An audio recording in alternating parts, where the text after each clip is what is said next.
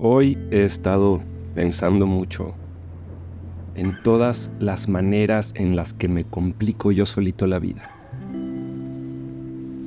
En todas las maneras en las que genero sufrimiento adicional, ansiedad adicional, estrés innecesario, y eso se suma a las dificultades de la vida que no podemos escapar. Y me di cuenta que esta es una de las principales cosas que tengo que resolver y que ni siquiera estoy seguro de que se pueda resolver por completo porque lo llevo intentando resolver por muchos años. Pero si la vida tiene dificultades,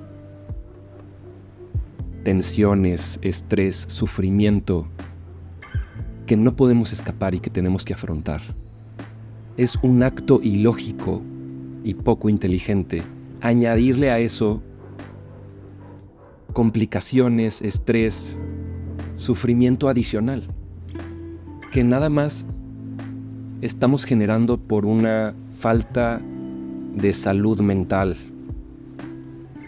Pero escribiendo sobre esto me di cuenta que no es nada más salud mental. Y creo que por eso sigo teniendo hasta en cierta medida este tema en mi vida. Porque no es algo que se resuelve con meditación, con irte a un retiro espiritual, no es algo que se resuelve nada más con ver un video sobre mindfulness o inclusive con utilizar plantas medicinales o enteógenos o como le quieras decir. Esto se resuelve entendiendo que nuestra vida no depende del todo de nosotros. Y esto honestamente me genera un conflicto existencial fuerte. Porque al ser una persona que le gusta construir sus propios proyectos, me gusta ser autónomo, independiente, me gusta ser creativo, me gusta emprender. Y para hacer todas esas cosas te tienes que hacer cargo de tu capacidad de actuar. Y te tienes que hacer cargo de tu capacidad de modificar la realidad maleable. Porque la realidad es maleable hasta cierto punto. Pero, ¿hasta dónde? Y creo que esa es la pregunta que nos tiene confundidos a muchos. ¿Qué tanto podemos practicar el hacernos cargo de nuestra voluntad, nuestro libre albedrío, de nuestra capacidad de accionar, ser disciplinados, ser constantes, hacer las cosas que tenemos que hacer? ¿Y qué tanto debemos de decir, Dios, Padre, hágase tu voluntad, pongo mi vida en tus manos? Y llevo 6 meses practicando esto, rezando, entregándole mi vida a Dios, también fortaleciendo mi fe, pero también intentando meter ahí el intelecto siempre que puedo, razonando lógicamente las implicaciones de todo esto. Hice un video hace poco sobre los argumentos lógicos para creer en Dios, y por lo menos a mí, alguien me respondió: no se necesita nada de esto, la fe es más que suficiente. Bienaventurados los que creen sin ver.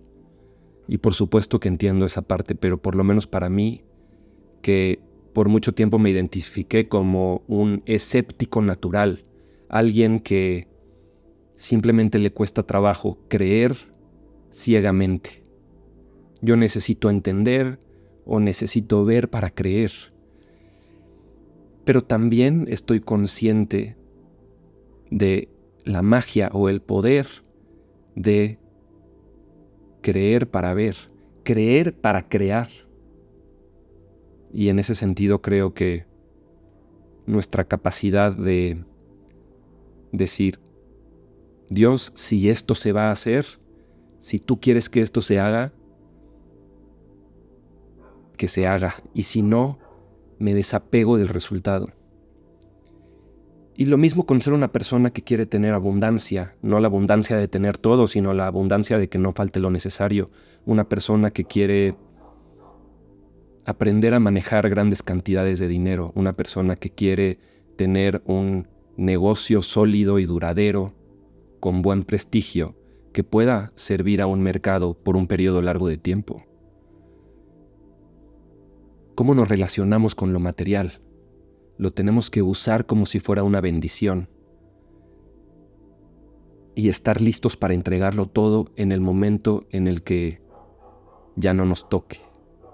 Usar las cosas como herramientas y no confundirnos y adjuntar nuestra identidad a ser dueños de algo, o que porque tenemos algo, eso nos eleva a nuestro estatus o nos eleva a nuestro amor propio, y ahí nos podemos perder en los engaños y las mentiras del materialismo, pero creo que en realidad es el mismo tema.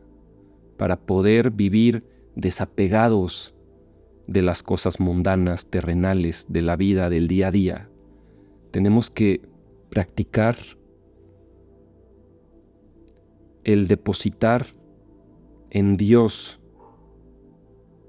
lo que pueda venir del futuro y aprender a no tener miedo en hacer eso, porque hasta cierto punto, por lo menos esta es mi experiencia, una cosa es decirlo y otra cosa es creerlo y actuarlo. Cuando se empieza a reflejar en tu comportamiento, quiere decir que no solo ya lo entendiste, sino que la información empieza a aterrizar y se empieza a convertir en sabiduría más allá de solamente conocimiento intelectual. Y ese proceso creo que tiene adjunto el proceso de dejar ir el control y aprender a entregarnos a lo desconocido, porque los planes de Dios son desconocidos para nosotros y naturalmente nos da miedo lo desconocido. Por eso nos da miedo decir: Dios, que se haga tu voluntad. Es un acto de entrega, es un acto de... como el acto de hincarte ante Dios. Es entregarte completamente, rendirte ante un poder superior que no logras entender completamente. Me ha ayudado a decir, por ejemplo: Dios, lo que quieras que venga a mi vida, que venga a mi vida. Lo que no quieres que esté en mi vida, estoy dispuesto a dejarlo ir. Y eso honestamente se dice fácil de nuevo, pero decirlo con total convicción me pone la piel chinita. No es algo fácil, no es algo inmediato. Requiere un cambio de paradigma, un cambio de conciencia. Y ese cambio es quitarte tú de en medio de todo, dejar de ser tú el centro de tu universo. Y eso para el ego es la muerte del ego. Y lo tienes que reemplazar por algo, porque si no estás en el vacío y en la perdición. ¿Con qué lo reemplazas?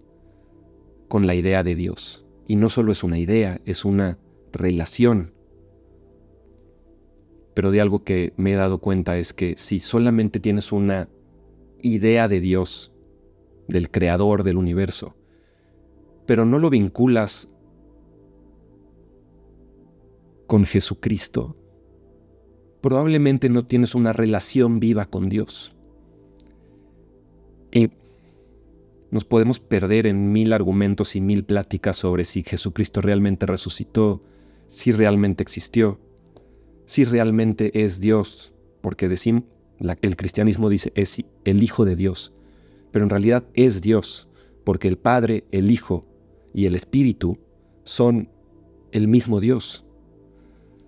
Son como 3 lentes distintos por los cuales podemos entender a Dios. Pero yo estoy convencido de que Jesucristo es Dios. Y al estar convencido, me di cuenta que hay algo mucho más real que cualquier justificación mental que podemos hacer para creer en Jesucristo como Dios o no creer en Jesucristo como Dios, que es sentirlo. Tener una relación viva con Dios a través de Jesucristo. Y por lo menos yo, como llegué a eso, fue en un largo camino sobre empezar a investigar primero sobre teorías de conspiración, luego llegué a las teorías de conspiración más oscuras que tienen que ver con el tráfico infantil, con la magia ritualística satanista. La superficie de todo eso es un tema que se llama Pizzagate, pero se va mucho más profundo.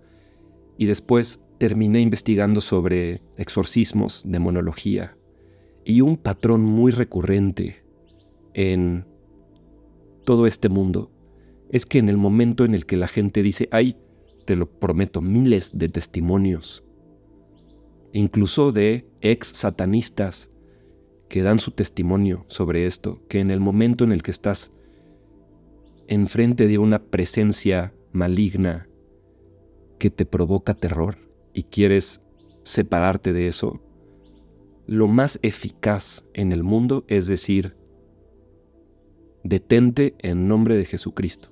En el momento en el que mencionas a Jesucristo, todo cambia. Y eso a mí me empezó a prender una lucecita en mi mente que decía, hay algo muy real aquí. Y ese fue mi regreso al cristianismo hace como un año. Entonces, gracias a eso, he logrado profundizar más en este entendimiento de cómo vivir con paz en mi corazón, cómo vivir verdaderamente tranquilo. Y tiene que ver con no tener ese miedo de decir, Dios, hágase tu voluntad. Pero también con entender que nuestra voluntad tiene una razón de ser. No quiere decir que no hagamos nada y que Dios haga lo que quiera de mi vida. Quiere decir que estemos alineados con la verdad, que no hagamos nada incorrecto, que no hablemos cosas que no son verdaderas, que no tratemos de distorsionar la realidad para sacarle provecho a la realidad.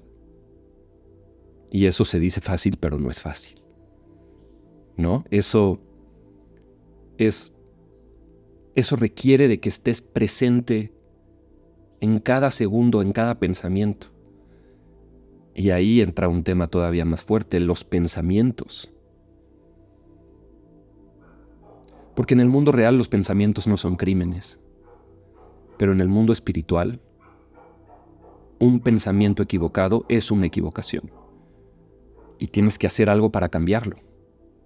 Tienes que verte en un espejo y decir, debe haber algo muy enfermo en mí para que yo esté teniendo ahorita este pensamiento. ¿Qué está mal? ¿Qué tengo que sanar? ¿Qué tengo que trabajar?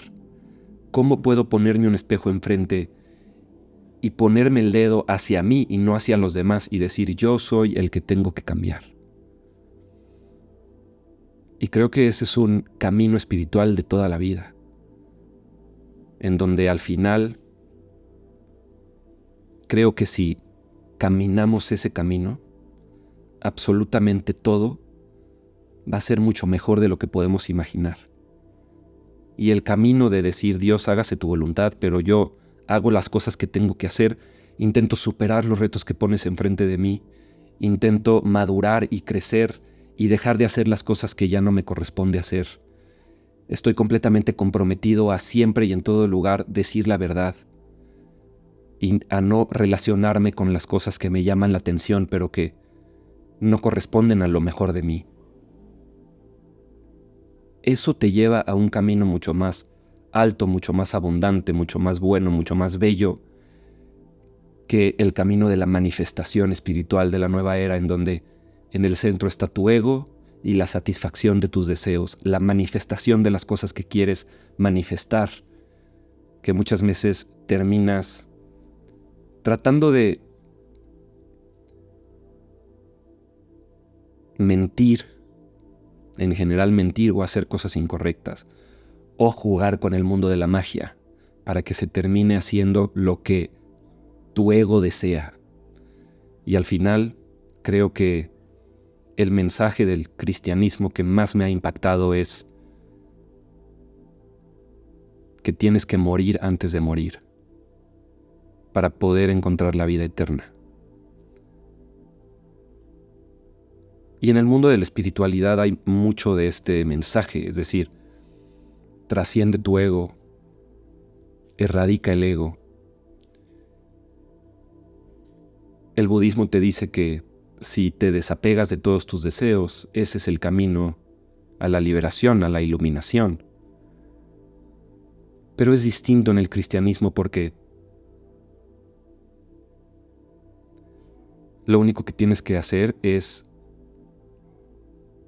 fortalecer o nutrir esa relación con Jesús y decirle, papá, padre. En el momento en el que empiezas a tener un padre espiritual, todo se vuelve más fácil. Es la diferencia entre crecer sin un padre real o sin un padre presente o con un padre ausente. Lo dije mal, con un padre presente o con un padre ausente. Es una gran diferencia en el tipo de persona que te conviertes. Y últimamente he estado pensando en esa crucial diferencia entre el cristianismo y las famosas religiones ateas. Porque aunque puedes perderte o echarte un clavado a todo el mundo de la conciencia, el despertar espiritual, el subir tu energía kundalini, activar tus chakras, todo eso puede ser que te lleve en un camino que te ayuda, que te hace bien. Pero también puede ser que te haga abrir contratos o abrir ventanas, abrir puertas a cosas que no quieres en tu vida. Y te lo digo por experiencia. Entonces me parece que definitivamente el camino que más frutos deja es el camino de Jesucristo desde la perspectiva de Padre, que se haga tu voluntad y no la mía.